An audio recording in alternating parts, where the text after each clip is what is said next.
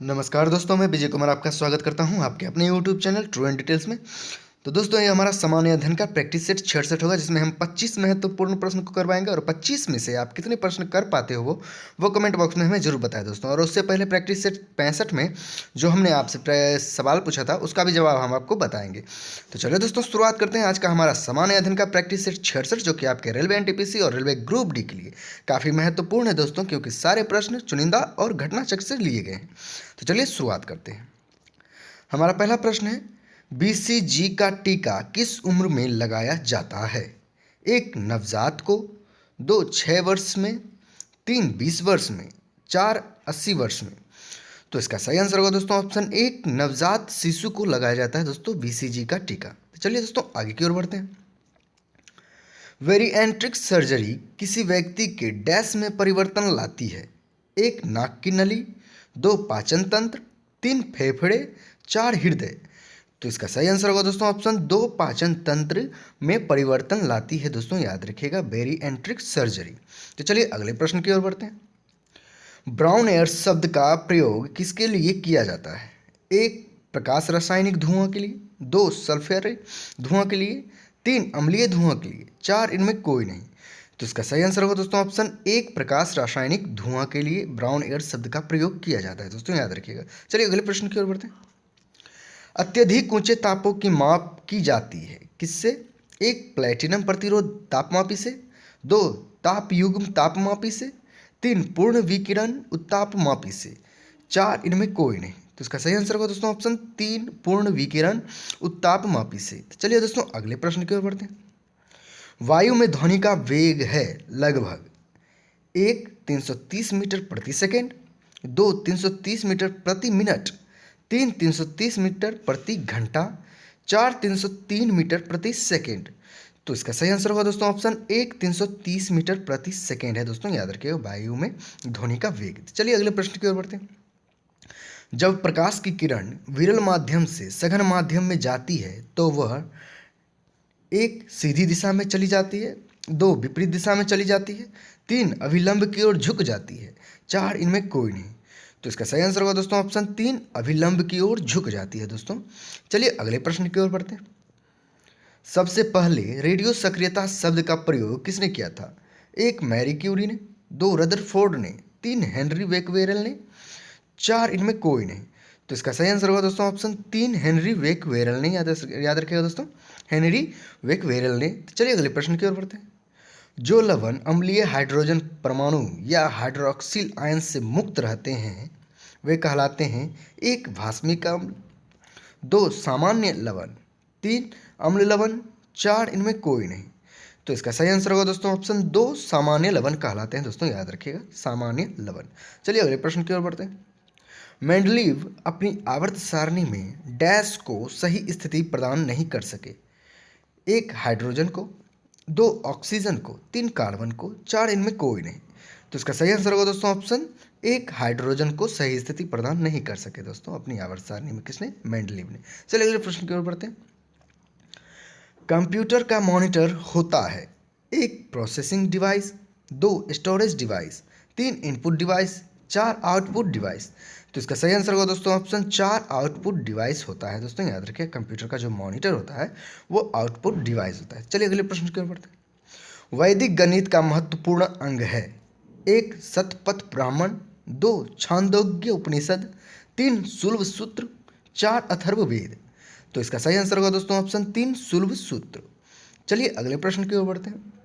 सारनाथ के धमंख स्तूप का निर्माण किस काल में हुआ है? 1 गुप्त काल में, 2 मौर्य काल में, 3 कुषाण काल में, 4 शुंग काल में। तो इसका सही आंसर होगा दोस्तों ऑप्शन 1, गुप्त काल में हुआ था दोस्तों, याद रखिएगा गुप्त काल में। चलिए अगले प्रश्न की ओर बढ़ते हैं। बक्सर के युद्ध 1764 में अंग्रेजी सेना का नेतृत्व करने वाला था? 1 Hector Munro, 2 Robert Clive, 3 Charles Eyre, 4 इनमें कोई नहीं। तो इसका सही आंसर होगा दोस्तों ऑप्शन 1, हेक्टर मुनरो था दोस्तों, याद रखिएगा हेक्टर मुनरो। चलिए अगले प्रश्न की ओर बढ़ते हैं। सहायक संधि को सुनिश्चित एवं व्यापक स्वरूप किसने प्रदान किया? 1 लॉर्ड डलहौजी ने, 2 लॉर्ड बेलेजली ने, 3 क्लाइव ने, 4 डुप्ल ने। तो इसका सही आंसर होगा दोस्तों ऑप्शन 2, लॉर्ड बेलेजली ने। तो दोस्तों आपसे एक थोड़ा सा रिक्वेस्ट करना चाहता हूँ, अगर आपने इस चैनल को सब्सक्राइब नहीं किया है तो कृपया सब्सक्राइब करके बेल आइकन को दबा दीजिए, ताकि जितने भी प्रैक्टिस सेट वीडियो डालता हूँ सामान्य अध्ययन का, उसका नोटिफिकेशन सबसे पहले आपको पहुँचेगा दोस्तों। तो चलिए दोस्तों अगले प्रश्न की ओर बढ़ते हैं। हमारा अगला प्रश्न है, निम्न श्रेणियों में से किसके विधेयक केवल लोकसभा में ही प्रारंभ किए जा सकते हैं? 1 संविधान संशोधन विधेयक, 2 सामान्य विधेयक, 3 वित्त विधेयक, 4 उपर्युक्त तीनों। तो इसका सही आंसर होगा दोस्तों ऑप्शन 3 वित्त विधेयक। चलिए अगले प्रश्न की ओर बढ़ते हैं। संसद की कौन सी समिति नियंत्रक एवं महालेखा परीक्षक की रिपोर्टों की समीक्षा करती है? 1 प्राक्कलन समिति, 2 लोक लेखा समिति, 3 सामान्य उद्देश्य, 4 इनमें कोई नहीं। तो इसका सही आंसर होगा दोस्तों ऑप्शन 2 लोक लेखा समिति। चलिए अगले प्रश्न की ओर बढ़ते हैं। निम्नलिखित में कौन सामान्य तथा मूल उद्योगों की श्रेणी में नहीं आती? 1 लघु वाहन उद्योग, 2 प्रतिरक्षा उद्योग, 3 मशीनरी उद्योग, 4 इनमें कोई नहीं। तो इसका सही आंसर होगा दोस्तों ऑप्शन 1 लघु वाहन उद्योग। चलिए अगले प्रश्न की ओर बढ़ते हैं। योजना में कोर सेक्टर का तात्पर्य है 1 कृषि, 2 लौह, 3 रक्षा, 4 चयनित आधारभूत उद्योग। तो इसका सही आंसर होगा दोस्तों ऑप्शन 4 चयनित आधारभूत उद्योग। चलिए अगले प्रश्न की ओर बढ़ते हैं। निम्नलिखित में से कौन सा ग्रह नहीं है? 1 सूर्य, 2 शुक्र, 3 मंगल, 4 पृथ्वी। तो इसका सही आंसर होगा दोस्तों ऑप्शन 1 सूर्य, जो ग्रह नहीं है दोस्तों, ये एक तारा है।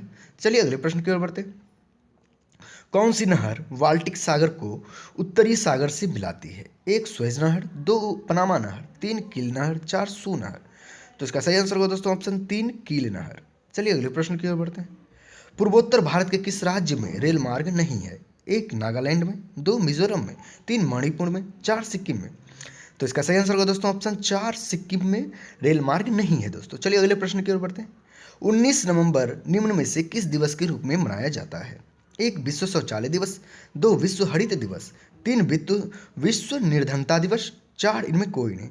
तो इसका सही आंसर होगा दोस्तों ऑप्शन 1 विश्व शौचालय दिवस मनाया जाता है दोस्तों 19 नवंबर को। चलिए अगले प्रश्न की ओर बढ़ते हैं। ग्रैमी पुरस्कार किस क्षेत्र में दिया जाता है? 1 गायन क्षेत्र में, 2 संगीत के क्षेत्र में, 3 अभिनय के क्षेत्र में, 4 इनमें कोई नहीं। तो इसका सही आंसर होगा दोस्तों ऑप्शन 2 संगीत के क्षेत्र में दिया जाता है ग्रैमी पुरस्कार। चलिए अगले प्रश्न की ओर बढ़ते हैं। भारत के राष्ट्रीय गीत के गायन की अवधि है 1 52 सेकेंड, 2 65 सेकेंड, 3 71 सेकेंड, 4 54 सेकेंड। तो इसका सही आंसर होगा दोस्तों ऑप्शन 2 65 सेकेंड है दोस्तों भारत के राष्ट्रीय गीत, ना कि गान। याद रखिएगा राष्ट्रीय गीत के गायन की जो अवधि है वो 65 सेकेंड है। चलिए हम आखिरी प्रश्न की ओर बढ़ते हैं। हमारा आखिरी प्रश्न है, चिदम्बरा किसकी रचना है? 1 सुमित्रानंद पंत की, 2 बंकिम चंद्र चटर्जी की, 4 गोपाल सिंह नेपाली की, 4 इनमें कोई नहीं।